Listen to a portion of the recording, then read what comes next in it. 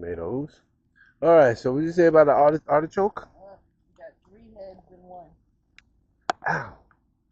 Let's see. I can't really see the sun's in my eye, but I got a camera on your fingers, so Oh, it must. No, I mean, so we could see it. okay.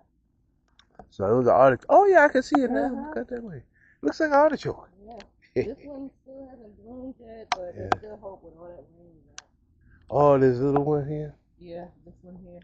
Yeah, good. It'll go. Give it a chance. And then they're perennial, so once you get to keep them alive, you come back every year. Nice. You dry to the ground.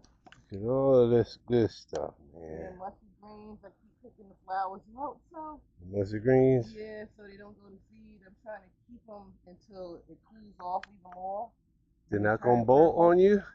No, I keep picking flowers. Good.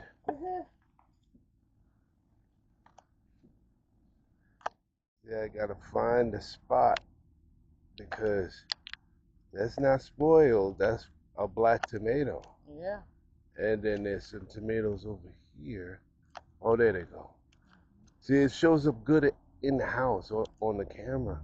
But on this little screen, I can't really see nothing. And look at the big paste tomatoes on here in the front. All the paste tomatoes. Little round ones there, and the one down there too. There's one over there. Yeah.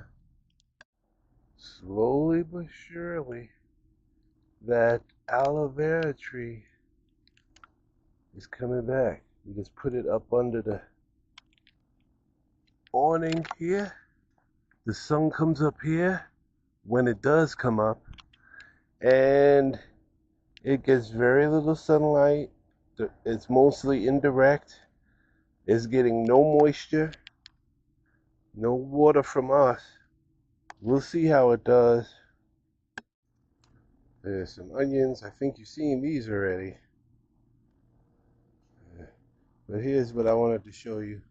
Honeyberry. You don't see it now, but there's 2 little honeyberries in there. They're supposed to do good here.